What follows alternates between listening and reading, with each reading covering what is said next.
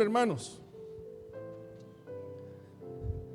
Vamos a hacer un alto en la carta de Pedro y vamos a ir a Marcos, otro de los Marcos, autor de uno de los evangelios, ¿verdad?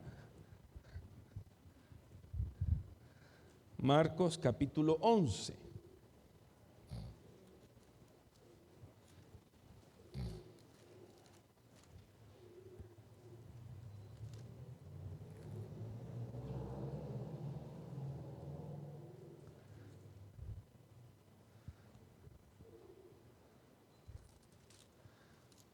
¿Lo tenemos, hermanos?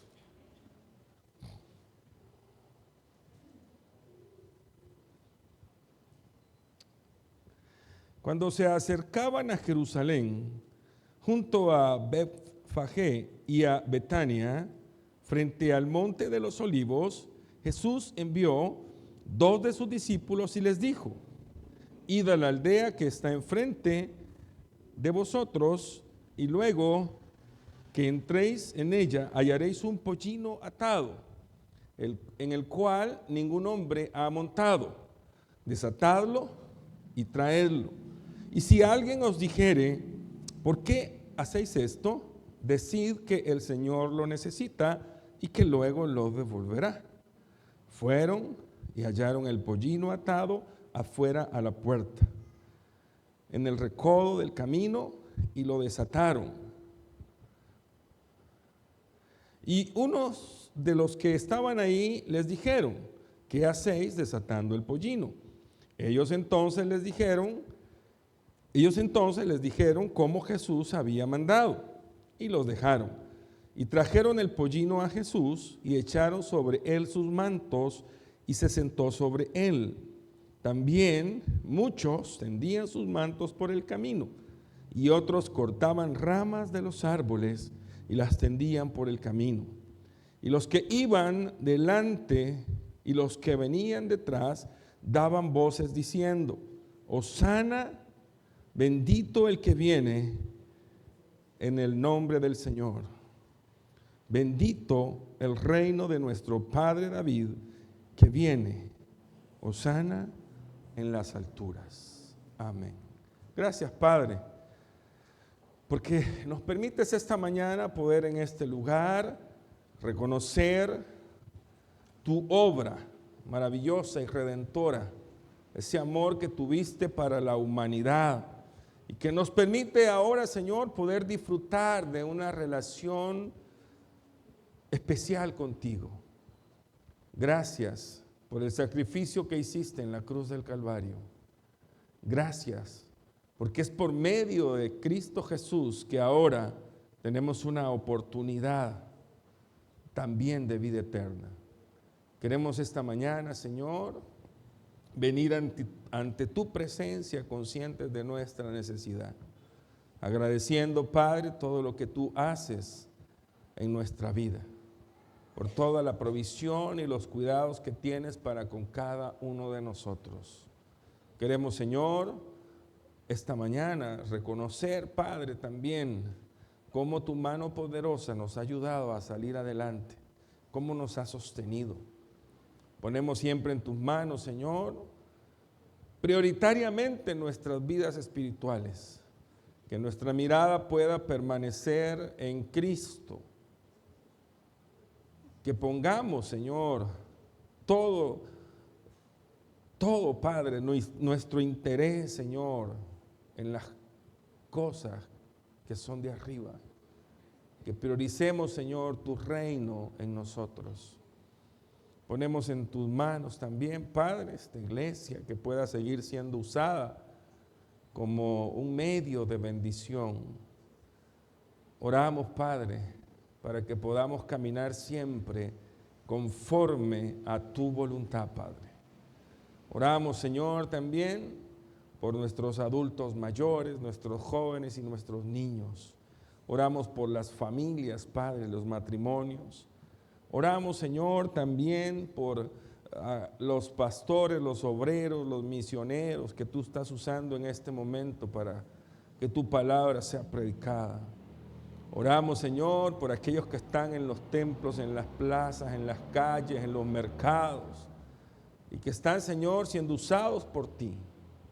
Oramos para que podamos mantenernos, Señor, firmes, para que estemos atentos y para que velemos, Señor, en oración, sabiendo, Padre, que tu venida está pronta, sabiendo, Señor, que en un momento tu iglesia puede ser levantada. Oramos, Señor, para que nos preparemos cada día para ese día. Oramos, Señor, también por las familias que han estado en situaciones de duelo, para que puedan ser confortadas, Señor. Tú conoces las situaciones, los ponemos en tus manos. Oramos, Señor, por las situaciones de salud, de familia, de trabajo, Padre, cualquier situación por la que estemos pasando, la ponemos y la depositamos en tus manos, sabiendo que tú tienes el control de todas las cosas. Gracias por la oportunidad, Señor, que tenemos esta mañana de juntos poder alabarte. Háblanos, Señor, por medio de tu palabra, que seamos edificados, que seamos fortalecidos, que seamos animados.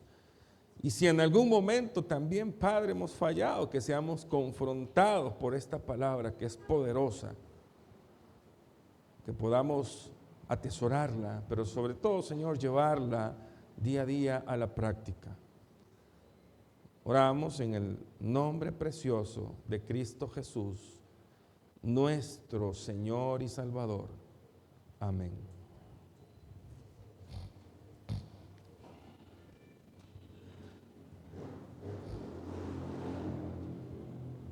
Hemos quizás llegado a un tiempo en que algunos incluso niegan a Jesús como el Hijo de Dios.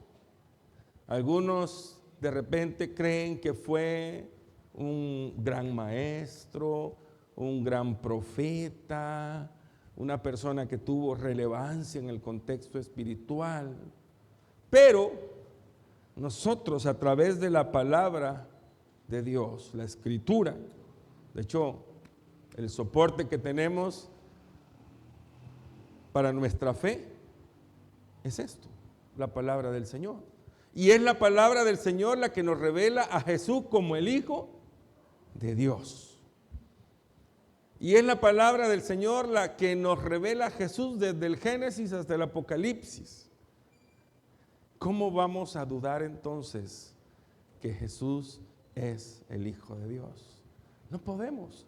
Por el contrario, hemos sido llamados a animar a otros a conocer a Jesús, a presentarles a ese Jesús que un día también nosotros conocimos, y que es a través de Jesús que no solamente podemos tener una relación personal con Dios, sino que también es por medio de Jesús que tenemos una esperanza de vida eterna. Y hay promesas tan maravillosas que han sido dejadas para que nosotros podamos caminar en esa fe. Hay un momento en que el Señor le dice a sus discípulos, en la casa de mi Padre muchas moradas hay. Pues puedes a preparar lugar para vosotros. Si así no fuera, yo os lo hubiera dicho. Pero me voy a ir, les dijo el Señor, pero volveré y los voy a tomar para que donde yo esté, vosotros también estéis. Mucho tiempo adelante el apóstol Pablo en repetidas ocasiones confortó a la iglesia, pero hay una en particular que a mí me encanta y dice, hermanos, yo no quiero que se pongan tristes como aquellos que no tienen esperanza, porque un día va a venir el Señor. Y los muertos en Cristo, dice, resucitarán primero, y nosotros, dice, los que habremos quedado, seremos arrebatados para recibir a Jesús juntamente con ellos en las nubes. Y así estaremos, dice, para siempre. Hay promesas maravillosas, hermanos.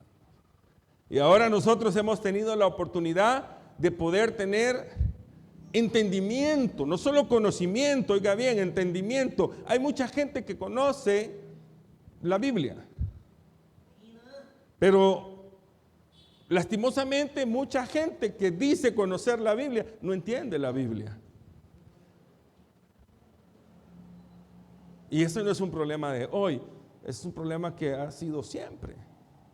Los judíos, el pueblo de Israel, esperaba una promesa. Le había sido dada una promesa a través de los profetas, la promesa del Mesías. De hecho, hay varios pasajes en la Escritura que hablan de esta promesa. Isaías capítulo 7, verso 14. Por tanto, el Señor mismo dice, os dará señal. He aquí la Virgen concebirá y dará a luz un hijo, y llamará su nombre Emmanuel. Ellos estaban esperando esa promesa porque Emmanuel es Dios con nosotros. Israel había sido un pueblo que por muchos años había sido oprimido. Y a pesar de que no eran tan obedientes, de hecho hay un momento en que son descritos como rebeldes.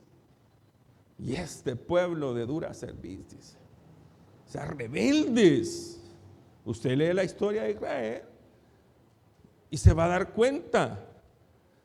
Tenían la oportunidad de poder estar cerca del Señor y luego de repente se rebelaban, se iban por acá, se venían por acá, les pasaba un tiempo de tormenta, se arrepentían, volvían al Señor y así estaban. Cuando estuvieron en Egipto, estaban siendo oprimidos de tal manera que clamaban al Señor. Hay un momento en que cuando el Señor habla con Moisés, le dice, he escuchado, dice, el clamor de mi pueblo. Estaban abatidos. Y hay un momento en que es a través del profeta Isaías que el Señor también da esta promesa. Más adelante, Isaías capítulo 9, verso 6. Porque un niño nos es nacido, hijo nos es dado, y el principado sobre su hombro, y se llamará su nombre, admirable, consejero, Dios fuerte, Padre eterno, príncipe de paz. Luego, cuando vamos al Nuevo Testamento, muchos años después, nace Jesús. Y la referencia es la misma. De repente José, cuando se quiso escapar, vea que se sintió algo abatido, el ángel se le aparece y le dice, no, José, espérate. Lo que María está esperando es del Señor. No la dejes, mira. Es más, a ese niño le vas a llamar Jesús, ¿verdad? Emmanuel, Dios con nosotros. La promesa cumplida. Entonces Israel estaba esperando esa promesa. Y de hecho, cuando leemos todas las profecías que se dieron acerca de Jesús, dónde nacería, dónde viviría, dónde se desplazaría, y todas se cumplieron fielmente al pie de la letra. Todas. De hecho, el evento que compartimos ahora, lo que muchos llaman la entrada triunfal de Jesús a Jerusalén, y por ahí leyendo un poco uno se da cuenta cómo la gente estaba esperando. Era un contexto especial, recuerde que era un tiempo especial para el pueblo porque estaban por celebrar la Pascua. Jerusalén era la capital, era el centro, todos venían. Hay por ahí algunos comentaristas que dicen, bueno, no es que Jesús no fuese conocido, porque este evento no se dio antes. Bueno, porque de hecho todo lo que Dios hace es perfecto, todo es en el tiempo del Señor. Y esto tenía que darse en el tiempo del Señor. De hecho, los pasajes en la Escritura nos confirman cómo Dios tiene el control de todo lo que pasa y cómo todo lo que pasa está en el control de las manos del Señor. No necesitamos nosotros como en algún momento dice la Escritura, ¿verdad? Saber los tiempos. ¿Por qué? Porque los tiempos son del Señor. Pero sí tenemos la seguridad y la garantía de que Él tiene todo en el control. Todo, nada sucede, nada pasa sin que Dios así lo haya dispuesto. Y es en este momento en particular en que se da este evento. De hecho, el profeta Zacarías lo había descrito. Zacarías capítulo 9, verso 9. Alégrate mucho, hija de Sión, da voces de júbilo, hija de Jerusalén. He aquí tu rey vendrá a ti, justo y salvador, humilde y cabalgando sobre un asno, sobre un pollino, hijo de asna. Y así pasó. Tal y como el profeta lo había descrito. Porque así se lo había revelado, ¿quién? Dios. O sea, así se lo había revelado. A mí me encanta cuando los pasajes de más adelante confirman los de atrás, y a veces han pasado una cantidad de tantos años y uno dice, Dios es perfecto. Dios es perfecto en todo lo que hace. Y de hecho, tal y como lo había descrito Zacarías, así pasó en un pollino. Y algunos de repente se preguntan, bueno, ¿y por qué tuvo que ser en un pollino en particular? Creo que en algunos años lo hemos compartido, ¿verdad? Porque Jesús es proclamado y es visto como un rey. ¿Y por qué venía en un pollino? Los reyes normalmente, cuando entraban campantes y victoriosos, montaban caballos blancos. Sí. Pero Jesús no, Jesús iba en un asno, lo que representa la humildad, el servicio. De hecho, los asnos eran animales de carga, o sea, eran utilizados para servir, para eso.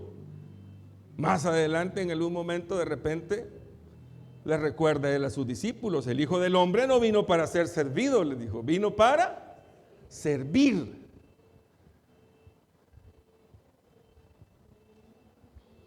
Y la gente se alegró, la gente recordó en ese momento lo que había sido revelado por los profetas.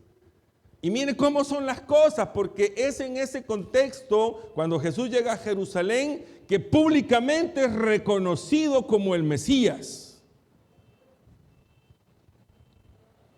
El pasaje que leíamos, que no lo vamos a leer todo nuevamente, y solo voy a retomar los últimos versículos, el 9 y el 10.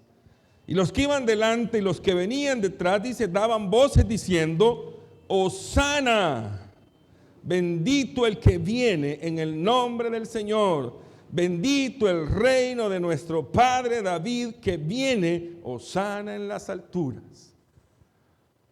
Bueno, y se reconoce este día como Domingo de Ramos porque la descripción de los evangelios es que la gente arrojaba palmas. Bueno, algunos hasta sus mantos, ¿verdad? Por donde iba a pasar el Señor.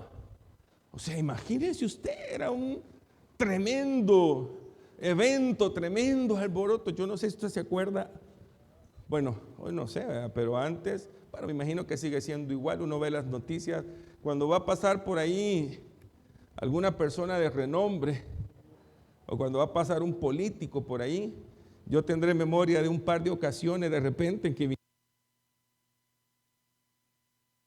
allá por el lado de la casa, al lado de las palmeras, y decía, ahí va a venir fulano de tal, el candidato tal, y tal vez iba a llegar a las 2 de la tarde, y afuera había gente de las 8 de la mañana, allá soleándose, ¿verdad? Esperando al candidato, ¿verdad? Solo por tal de que ni los viera.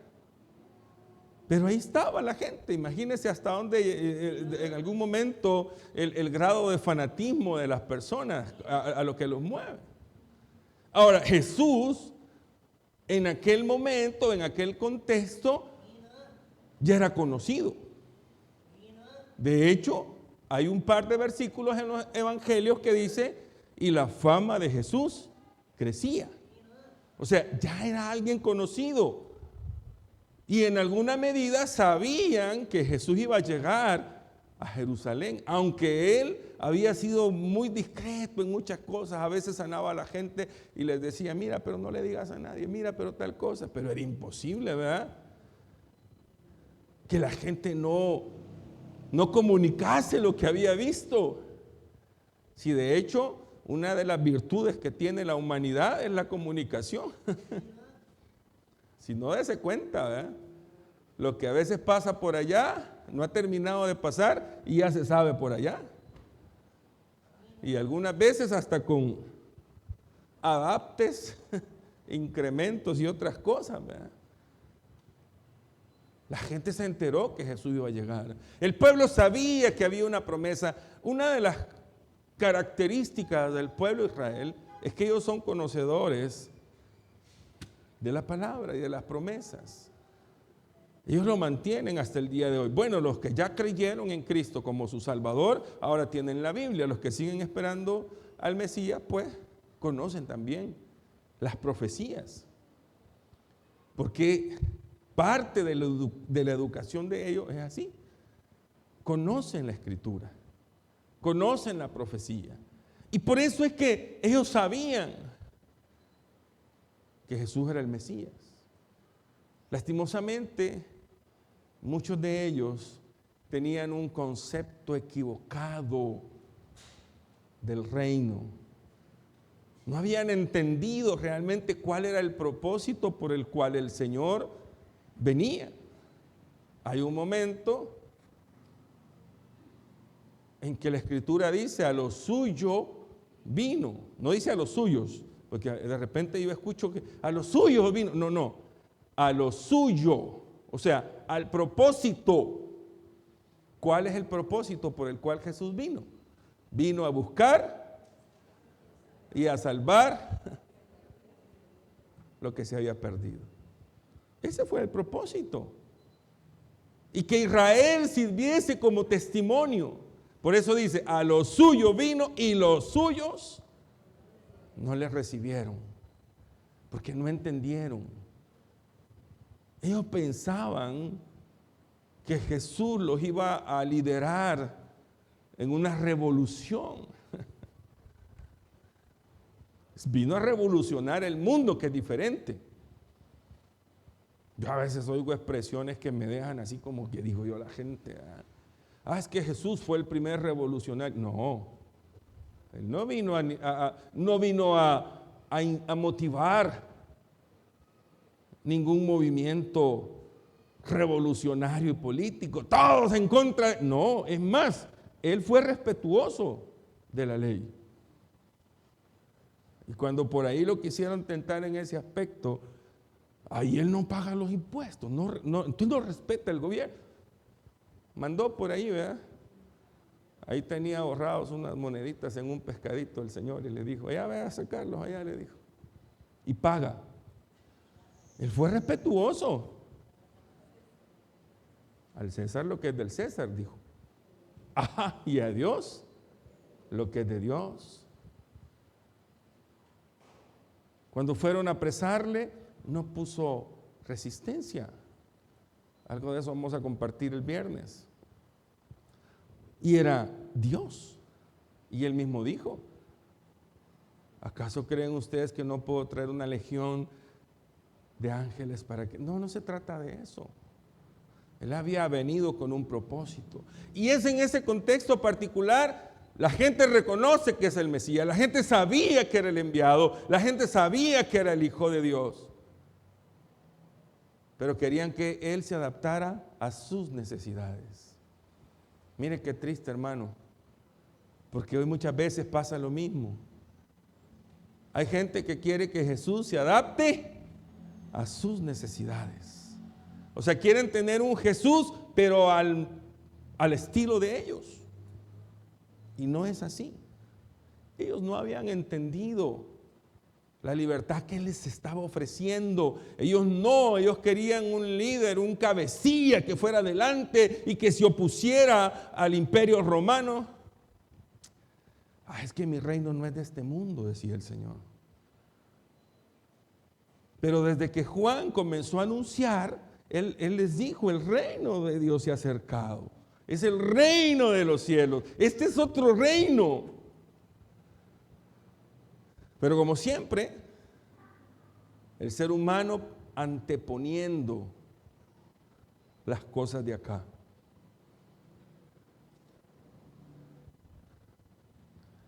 Cuando estaba escribiendo las notas del mensaje, pensaba,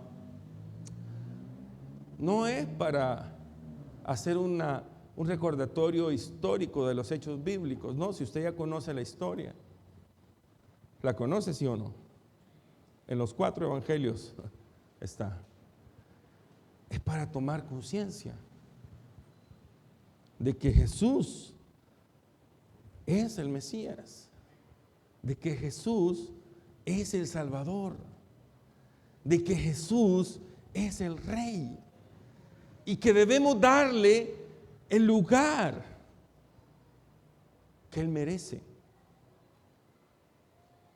Debemos darle en nuestra vida el lugar que Él merece, porque si no, caemos como esta gente que tenía otros intereses, que quería un Jesús diferente, porque estaban pensando aquí, no en aquello que tiene trascendencia eterna. Hoy la gente, hermanos, lastimosamente sigue pensando aquí. Cuando la palabra del Señor muchas veces nos dice, pongan su mirada en las cosas de arriba. Hagan tesoros, ¿a dónde? En los cielos. Eso es lo que la Escritura dice. Anoche, Hazel, mi nieta más chiquita, me dio una lección, hermanos, que Hailey, que todavía me anda dando vueltas en la cabeza.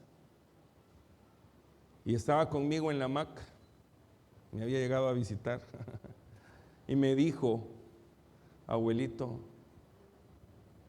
Jesús está en el cielo. Una niña que está por cumplir sus 3 años, ¿verdad? Y yo le dije, sí, Jesús estuvo acá con nosotros, pero se fue para el cielo. Y me hizo buscarle un video, ¿verdad?, de la ascensión de Jesús. ¿Y sabe qué me dijo, hermano? Abuelito, yo quiero estar con Jesús. Pero me confrontó tanto. Y digo, me confrontó tanto porque primero el mismo Señor Jesús lo dijo, quien no se haga como un niño no va a entender esto. El que no se haga como un niño no lo va a entender. Y yo dije, ¿cómo es que puede tener ahí en su cabecita el deseo de? Y me dijo, yo quiero estar con Jesús. Mi cabeza de repente, hermanos, dio tantas vueltas en un momento y pasaron tantas cosas por mi mente. Y cuando me senté en la noche un ratito, y todavía decía yo, increíble, porque me dejó. Muchos hemos o han perdido. Yo estoy tratando de, en la mañana yo le clamaba al Señor y le decía que esa pasión, Señor, llene mi corazón siempre, pero muchos han perdido el deseo y la pasión de estar con Jesús, de conocer a Jesús. Y se volvieron como esta gente, el día que lo recibieron bien contentos y oían alabanzas y cantaban, iban a la iglesia, pero ahora con el tiempo ya no es prioridad. Ya no. Mire que esta gente se le pasó bien rápido. ¿Sabe al cuánto tiempo esta gente cambió? A la semana. Y aquellos que gritaban, Hosana, bendito el que viene en nombre del Señor, hoy gritaban, crucifícale. Y yo decía, ¿cómo es posible? Es posible. Porque a muchos hermanos se les ha olvidado que Él es el Rey. que Él es el Señor y que va a volver un día. Y hay muchos hermanos en las congregaciones que han perdido la pasión, que dejaron de lado la entrega. Ya las cosas del Señor no son prioridad. Y en épocas como estas, hermanos, es tan tremendo que nosotros decimos que estamos tan agradecidos, pero muchas veces no lo demostramos. No es cierto. Ay, hermano, fíjese que yo no voy a poder venir porque tengo una salidita con la familia. Ay, ese día, es que como acuérdese que tanto que trabajamos y la familia se va a ir al infierno con toda la familia, digo yo a veces. Porque no funciona así, hermanos. No funciona así. A veces nosotros queremos darle al Señor el tiempo que nos sobra. Porque primero somos nosotros, mis gustos, mi familia, mi trabajito, mi negocito. Y si me queda tiempo, entonces, Señor, hago acto de presencia. No funciona así, hermanos. Porque eso es estar haciendo lo que hacía esta gente. ¡Oh, Hosana, Hosana! Crucifícale.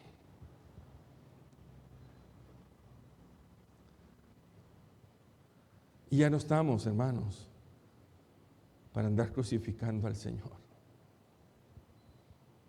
Ya no. Ya no, hermanos. A mí me da tristeza cuando la gente se preocupa por cómo va a salir adelante. Sí, hay que preocuparse, está bien. A mí me preocupa cuando la gente prioriza el hecho de que usted se siente bien, tiene que salir adelante, usted sí esto, usted lo otro, usted y piensa en usted. Cuando al final se trata de Cristo. Y esto ha llegado tanto a las iglesias que ya no están predicando, hermanos, la palabra, sino puras conferencias motivacionales. Sea usted mejor cada día. Y todo lo quieren justificar a la palabra. No, hermano, usted se merece lo mejor. Sea mejor cada día. Mire que y aquí. No.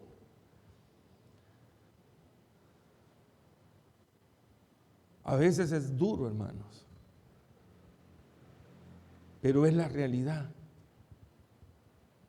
A veces muchas noches yo de repente estoy sentado y digo, Señor, esto es un gran compromiso, esta es una gran responsabilidad, porque pararse acá y decirle, mire, si usted no se pone al 100% con el Señor, es porque usted no ama al Señor.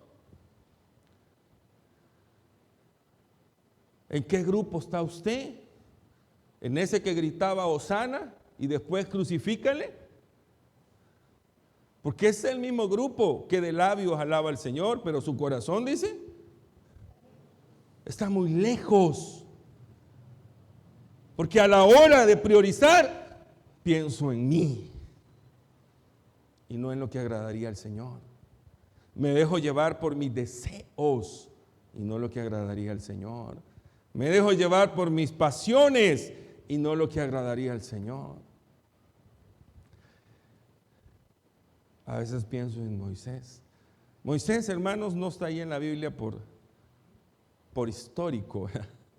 No. Moisés está ahí como ejemplo.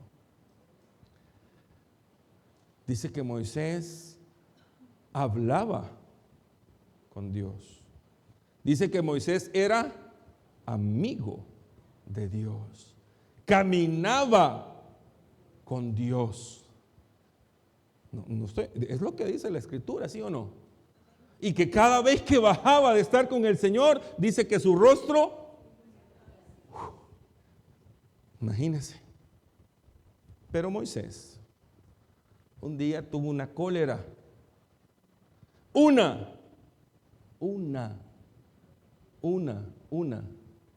Yo no le voy a decir, diga conmigo una, no, es cuestión de conciencia suya. Una. ¿Y sabe qué le valió eso? ¿Ah? no vas a entrar a la tierra porque hiciste eso, le dijo el Señor. Qué malo es Dios, ¿verdad? Qué malo es Dios que no le dejó pasar una a Moisésito.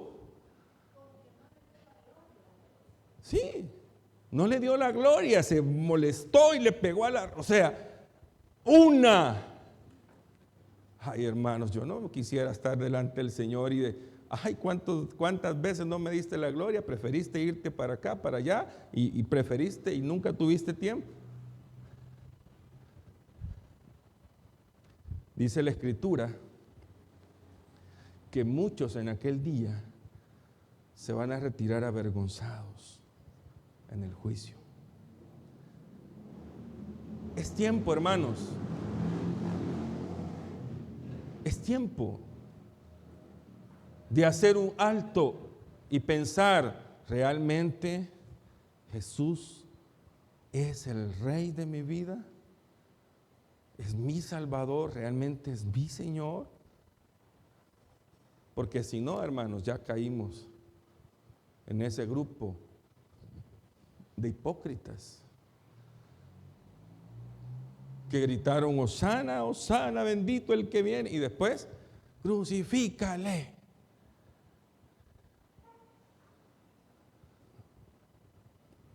Si estuviera Jesús, porque Jesús no era suave, hermanos, para muchas cosas. Jesús era... Nosotros hoy tratamos, ¿verdad?, de que el Señor nos dé sabiduría para hablar, pero hay cosas que no se pueden cambiar.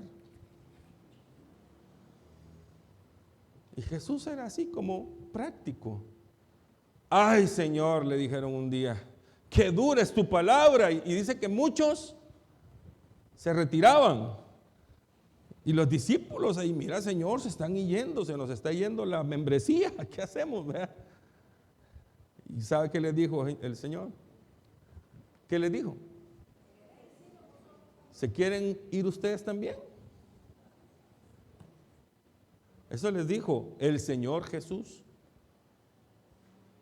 ¿Quieren irse ustedes también? Y un día, como muchos, que enfrentó a los líderes religiosos, se los dijo en la cara: ustedes son hipócritas, ustedes son sepulcros blanqueados. Así les dijo.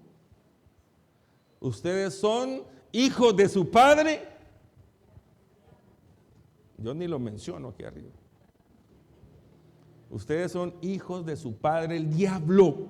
Eso les dijo a los líderes religiosos. Porque, hermanos, la verdad de la palabra no se puede cambiar.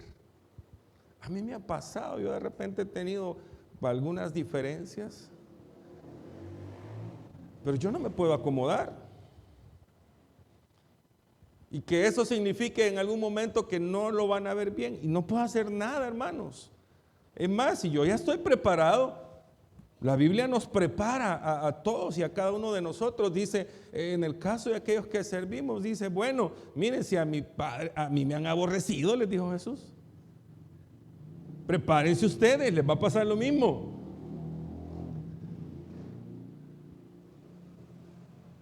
Pero nos dejó una promesa maravillosa, dice, bienaventurados soy cuando por mi causa los vituperen y hablen hasta mal de ustedes.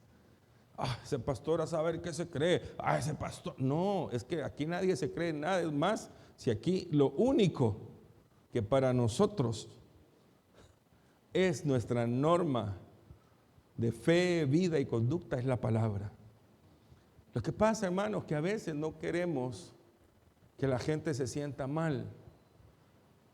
Y hay muchos que se suben al púlpito y no puedo hacerlos sentir mal porque se van a molestar. Es más, hasta se pueden ir. Pero no funciona así. Ya tuvimos que haber aprendido que la palabra del Señor o nos anima o nos confronta? Nos anima a que sigamos haciendo las cosas y son para el Señor. Mire, todo lo que usted hace no es en vano.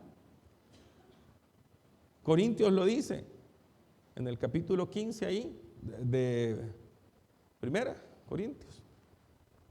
Anímense, hermanos, porque el trabajo en el Señor, dice, no es en vano. El trabajo, oiga bien, y usted tiene que ser buen trabajador del reino, porque usted sabe qué le pasa a los malos trabajadores aquí, ¿verdad? Los premian. El trabajador del mes, y el trabajador del mes, sí, porque es el que más tarde viene, es el que más pierde el tiempo, es el que más mentiras dice, es el trabajador del mes, ¿verdad? No, ese quién sabe que ni la quincena termine. El trabajador del mes es aquel que se esfuerza, que hace bien las cosas, que es puntual, que es respetuoso, que cumple con lo que... Ese es el trabajador del mes. Nosotros somos siervos del reino, hermanos. Aquí no hay tales de que vamos a hacer medias tintas, medios trabajos, medio esfuerzo. Aquí, si usted no hace el esfuerzo completo, simple y sencillamente porque usted no es del reino. Así de sencillo. Si sus prioridades son otras, son sus deseos, son sus gustos, es su tiempo, es su divierta, es lo que usted quiera. Si esas son sus prioridades, es porque usted no es del reino. Porque para quien es del reino, sus prioridades son las del reino. Yo quiero, hermanos, que el día que usted y yo estemos en la presencia del Señor, el Señor nos diga a cada uno de nosotros: ven, buen siervo y fiel. En lo poco fuiste fiel, en lo mucho te pondré. Yo quiero que el Señor me espere así, con los brazos abiertos. Pero para eso, hermanos, yo tengo que haberme entregado al Señor de manera completa. Yo tengo que haber sido honesto cuando le dije al Señor: te recibo. Yo tengo que haberme esforzado por hacer la voluntad del Señor, aún dejando de hacer cosas que me hubiesen gustado. Ahora le voy a decir algo, hermanos. Todo tiene su tiempo en la vida. Oiga bien, todo tiene su tiempo en la vida. Hasta el día de hoy, hubo un momento en que yo pensaba, oiga bien, que estaba sacrificando cosas que hubiese querido hacer. Fíjese bien. Es que usted tiene que estar todos los domingos, usted es el pastor. Yo hubiera querido hacer tal cosa, pero ya la sacrifiqué. Por muchos años, en algún momento yo pensé que estaba sacrificando cosas. Luego llegué al momento en que me di cuenta que no. Porque amo lo que agrada al Señor. Y entonces viene el Señor y nos deja, oiga bien, experimentar momentos que llenan. Y uno se da cuenta que no puede justificar lo que no hace para el Señor por la familia, por ejemplo. No. Yo paso momentos más que especiales con mi familia. No puede uno justificar que es por cosas que uno tiene que hacer. No, yo tomo el tiempo para cosas que tengo que hacer. Todo tiene su tiempo. Todo. Por muchas ocupaciones que uno tenga y por muchas cosas que uno haga, todo tiene su tiempo. Y cuando usted crece, oiga bien, en su relación con el Señor y usted ama al Señor cada vez más, usted se da cuenta que no es que las cosas que uno hace acá no se valoran, ¿cómo no? Pero todo tiene su tiempo. Todo. Y uno se da cuenta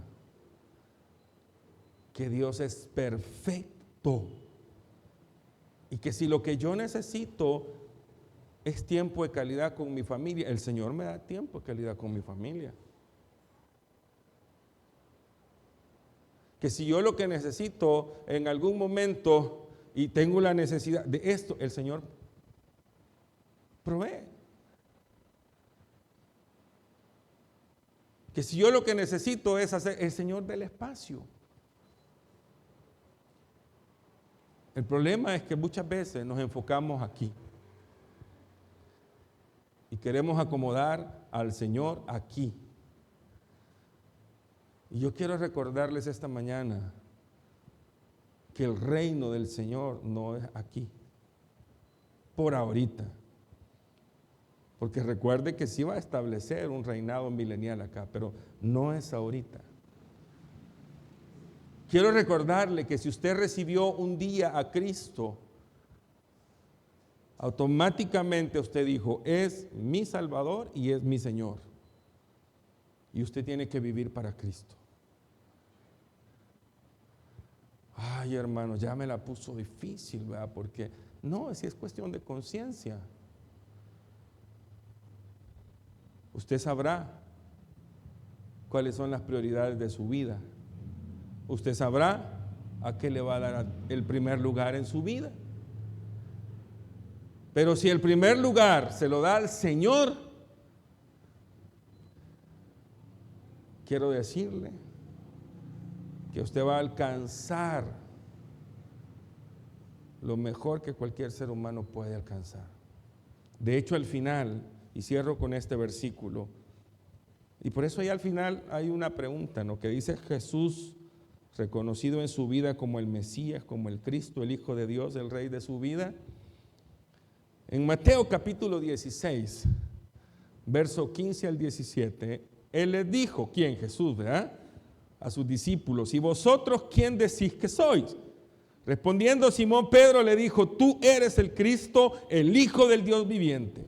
Entonces le respondió Jesús. ¿Qué le dijo? Doblemente dichoso, ¿verdad? Doblemente bendecido, dichoso, o sea, aquí y con trascendencia eterna. Bienaventurado eres, Simón, hijo de Jonás, porque no te lo reveló carne ni sangre, sino mi Padre que está en los cielos. Hermanos, tomémoslo en serio. Tomemos en serio nuestra relación con Dios por medio de Cristo. Ya es tiempo para alcanzar la bienaventuranza, para alcanzar y ver la esperanza de la vida eterna. Mateo capítulo 7, verso 21. No todo el que me dice Señor, Señor, o sea, no todo aquel que dice Hosana, Hosana, bendito, no todo aquel, ¿verdad?, que habla más de la cuenta va a entrar en el reino de los cielos, sino aquel que hace la voluntad de mi Padre que está en los cielos. Porque eso anda buscando el Señor. Adoradores en espíritu y en verdad. Que el Señor nos ayude, hermanos, a vivir con sabiduría, porque los tiempos son malos. Los tiempos, oiga bien, los tiempos son malos. Todo apunta a que el Señor está a las puertas. Vea lo que está pasando, abra sus ojitos. Vea lo que está pasando, la inestabilidad que se está generando a nivel mundial, los desastres, esto otro y esto otro. Y todo, al final, ya no se va a cambiar, ¿verdad? No, no se va a cambiar. ¿Por qué?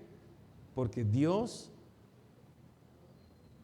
hará que todo se cumpla de manera perfecta, porque Él es un Dios perfecto.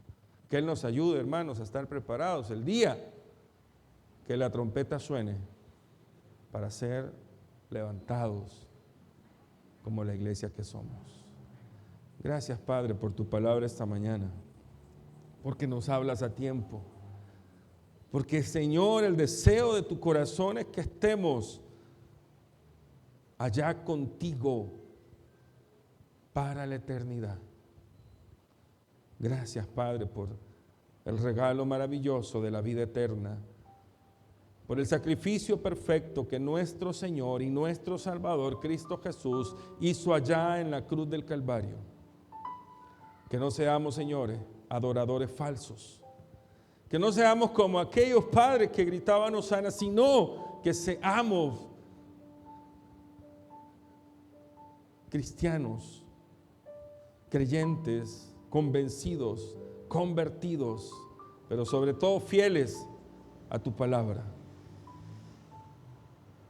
Gracias, Señor, por este tiempo que nos has dado.